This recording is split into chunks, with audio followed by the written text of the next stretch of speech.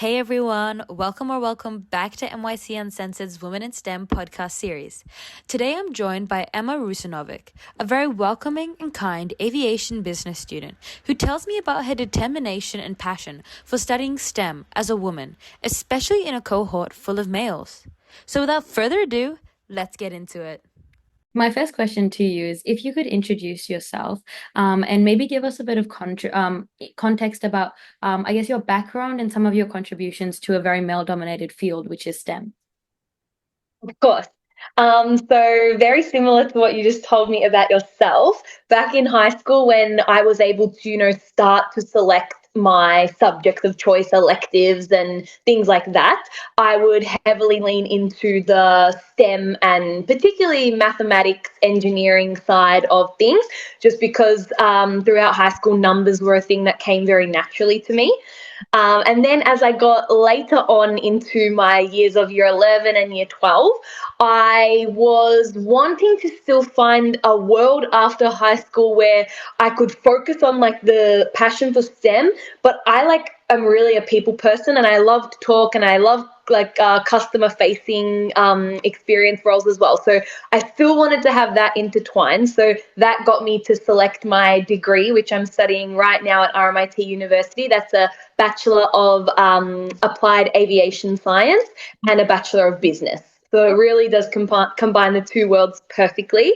When I first got to the university in 2023, I was met with a variety of classes. So when I was attending certain classes in my first year of university, the business subjects were always 50-50 male and female, but then going into the aviation subjects, it was super highlighted that the female students were in the minority.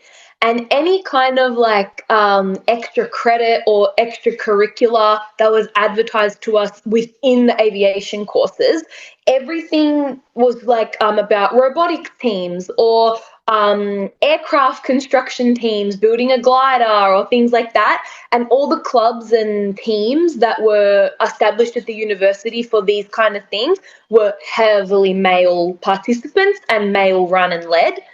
So then in my second year of university, 2024, that's when the opportunity came to me about the Women in STEM ambassador role that we have at our university. And that's where I finally found my clique, where I was hired for the role and got to meet some like-minded, passionate women in STEM fields. And since I've completed that work, and that's been ongoing for the last 3 years, and I'll be doing that again this year, the ambassador role, I get to now sort of give my spark of love for STEM and love for aviation to high school students and even sometimes primary school students. So our role as a Women in STEM ambassador is not to get them to come to our university specifically. It's just to get young females in Victoria to know and understand that at every university they can study a degree in STEM. Question is, what was your story in finding your passion and ultimately pursuing your career? Perfect question. So back in, since I can remember, I've always had family members that have worked in the aviation space.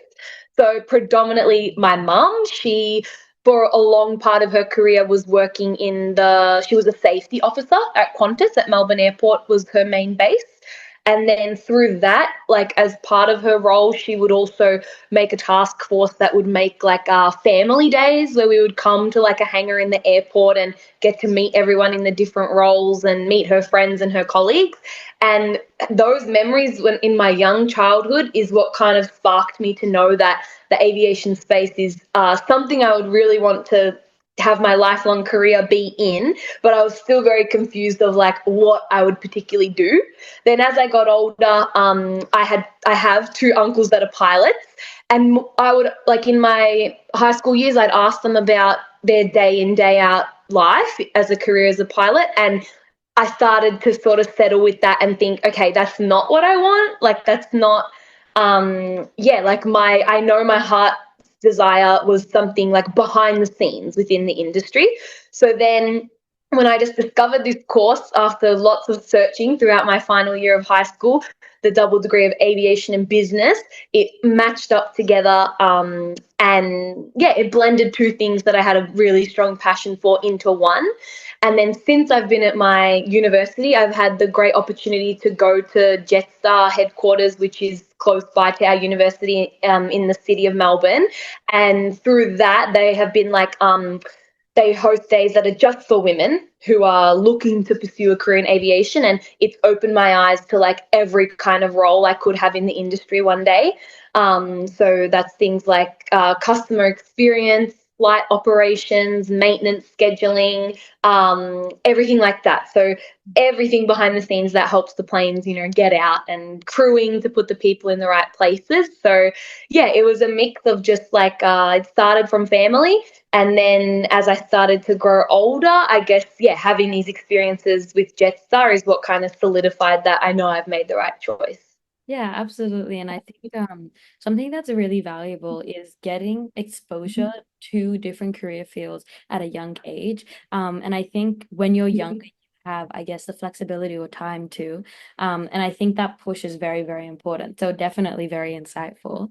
My Yeah. next question for you is, what would you say, as a woman in STEM, your biggest challenges have been, or biggest, I guess, roadblocks have been? Um, I would say since I haven't had anything like a work experience or internship yet, most of my challenges have just been experienced and faced through my university degree. So I would say the hardest parts it's kind of happened once a year, every year of my degree so far, is being like grouped together for group assignments. And at my university, I don't know why, but they like to randomly assign the groups. So you don't get to pick your group members, you just get put together. And I'd say the hardest thing is getting into that group dynamic. And if there's one male or two males, like at least one or maybe both of them, kind of just assume to take the lead, which can be like I have friends or peers in my course that they're okay with that. Like they like not having to make the big calls. They just want to do their work the best they can, and that's it.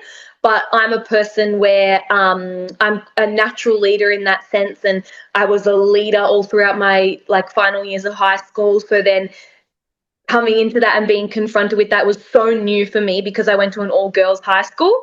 So I never sort of had that challenge, but it's definitely been a challenge. But I'd say one thing that has gotten me out of it every time is just being brave enough and being confident enough to share the concerns with my professor or my tutor at university. And I think that's just like a lesson that a lot of women in male dominated spaces come to eventually, is that if you do speak up, like every time in my experience, they've helped to resolve the problem, and they've helped to put some extra measures in the assignment in place to make sure that like everyone does equal contribution and everyone puts an idea in. And yeah, like I've never been sort of like revealed that I was the one to complain or anything. Like there are so many processes in place, and I think yeah, a lot of the professors and tutors know that this might be an issue. Doesn't matter if it's like it could be two males that are not happy with each other and the way it's going. So I think just, yeah, getting out of that mindset that it's all going to be my fault if I say something was the biggest shift for me to kind of get over those humps every time. Yeah, absolutely. And I think as a female, I don't think this is always the case, but I think it's very regular that I guess as females we have this need or desire to be perfect and the idea of perfectionism. And a lot of the times, like I was speaking to someone else as well, and a lot of the times we try to like I guess fill in all the criteria that could possibly be asked and more.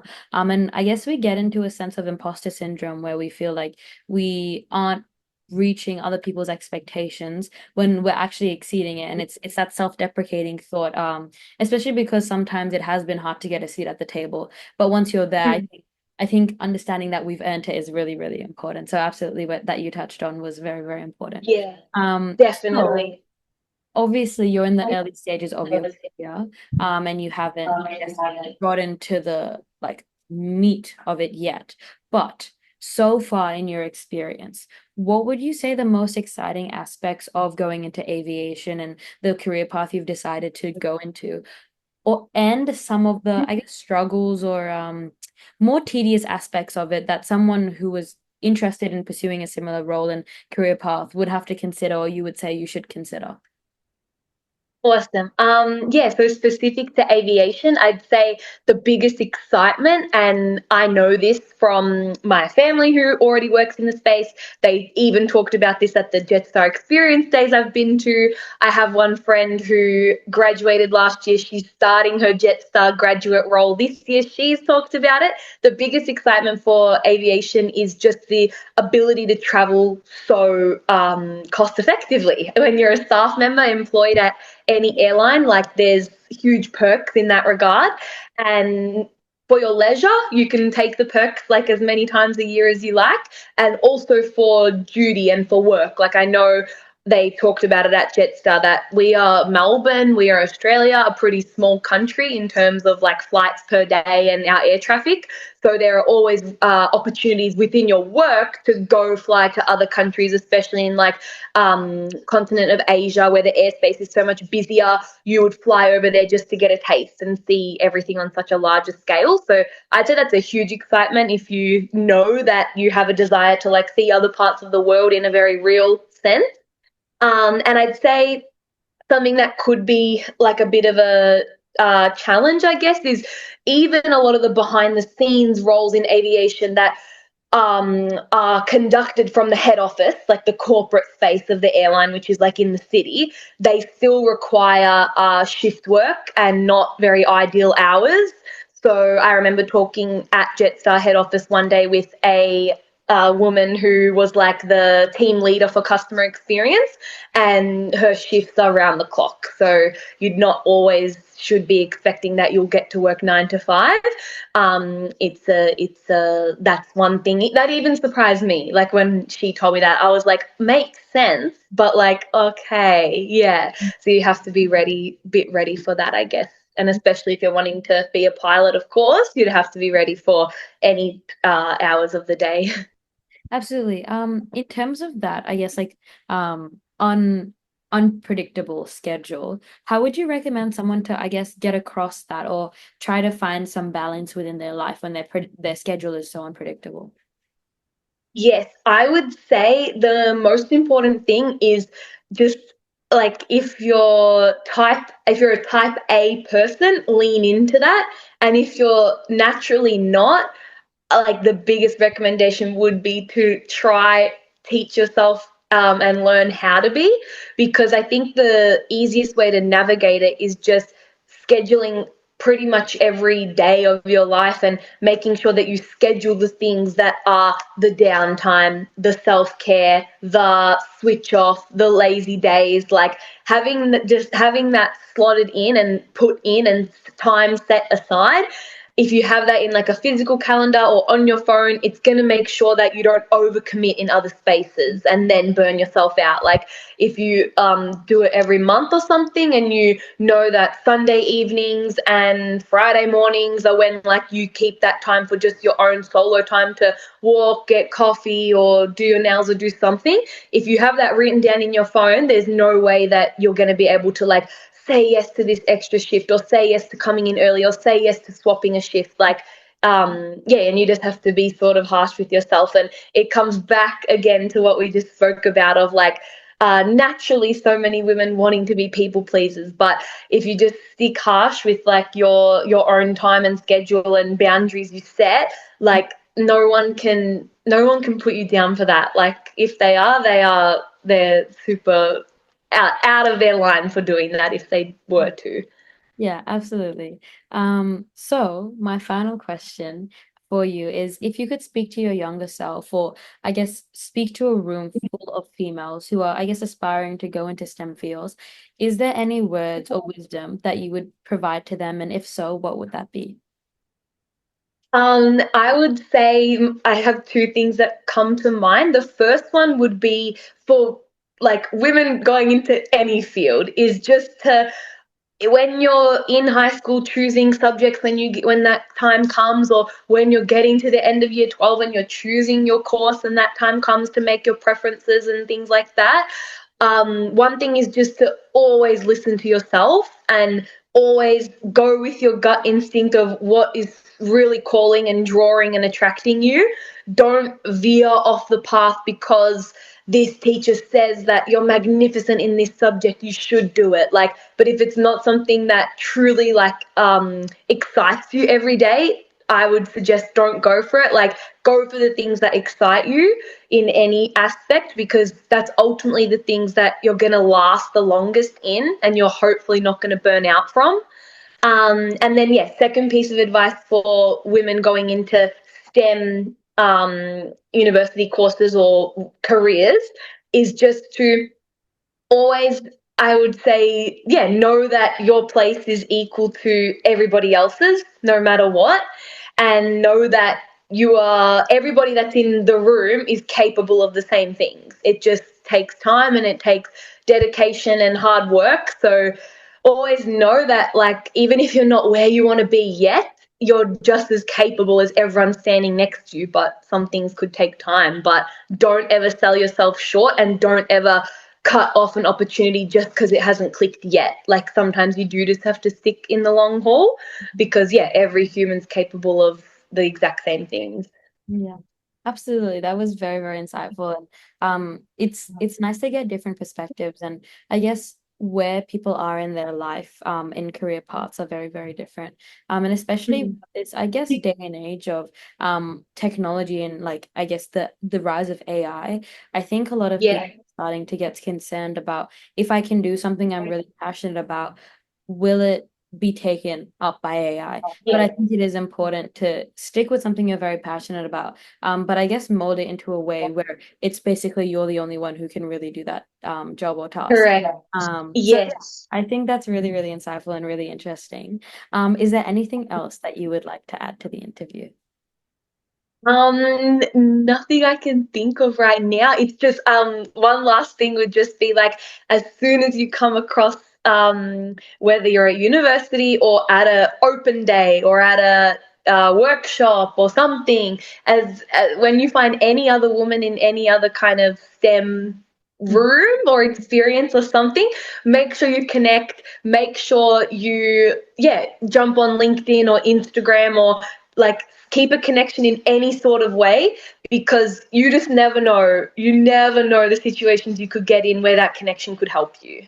So just always be confident, even if it feels like you're coming on a bit strong. Just do it and ask and connect. Yeah. Absolutely. Thank you so much for your time today. Once I've finished the recording and we've uploaded it onto the podcast, I'm more than happy to send you the podcast link, so maybe you can share it around. Perfect. But thank you so much for your time, and I appreciate all the advice that you gave and all the insights. I have nothing else to add. Thank you so much, and I will make sure that I'm sending the link to you once I've uploaded it. Amazing. I can't wait to receive it, and I'll definitely share it 100%. Thank you so much. Thanks for all your work, and I can't wait to keep following your journey too. Thank you so much. Bye. No worries. Chat soon. Bye.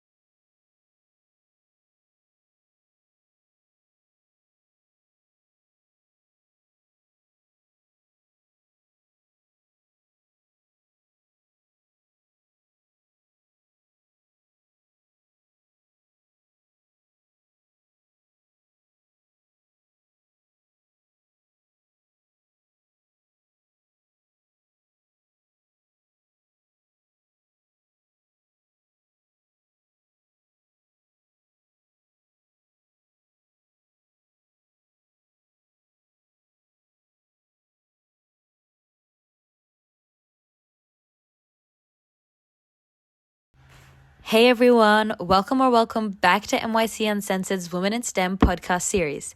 Today I'm joined by Emma Rusinovic, a very welcoming and kind aviation business student who tells me about her determination and passion for studying STEM as a woman, especially in a cohort full of males. So without further ado, let's get into it.